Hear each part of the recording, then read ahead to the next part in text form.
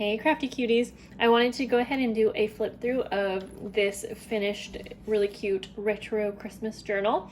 And this was a journal that I originally had in my 2020 release, but it wasn't all the way complete, so I thought I would just go ahead and go through and show you everything. Now this one is a lot more plain. It still has sewn lace and pockets, you'll see, but I have all of the foundation pages on the side, so it comes with all of these pages on the side, so you can put them in however you would like. So I wanted to just point that out, but you're gonna see there's still lots of fun little things in here. And then also, yeah, I think it's just ready for you to go. It's about 60 pages front and back. Has this really cute pocket here. I used a really super vintage page, but I did glue it to some paper to make it a little bit more less fragile, I guess you could say. And then I'm just going to go ahead and flip through. It has a variety of scrapbook pages, just like all of my journals. My doggy's going to start barking, of course. Pockets. It doesn't have a ton of pockets, but you'll see.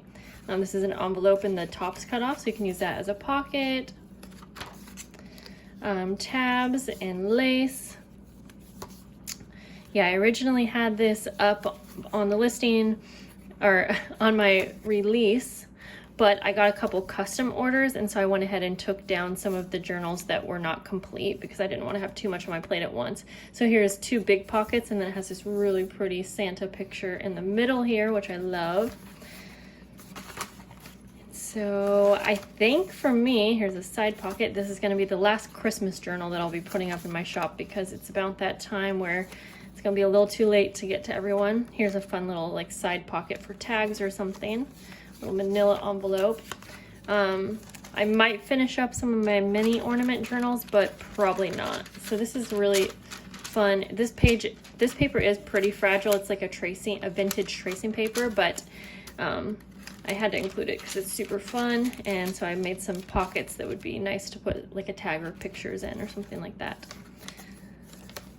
So yeah, I'm really excited to start jumping into my own journal. I've been, spending the last couple months working on things for other people, and now I'm really excited to start working on my own journal. Fun vintage bag.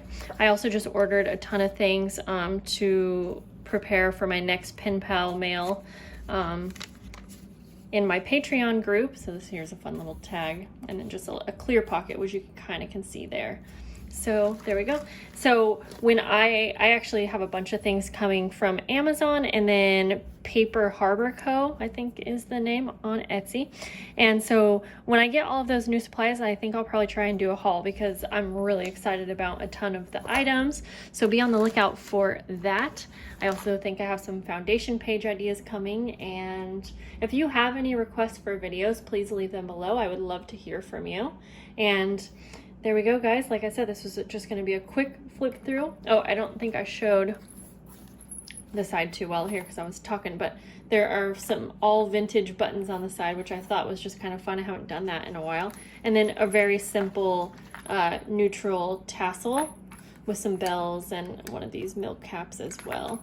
And in the back is this super cute print as well. I love this. This was my last paper in this print, and I was a little sad to add it, but I wanted the journal to be absolutely cute for someone.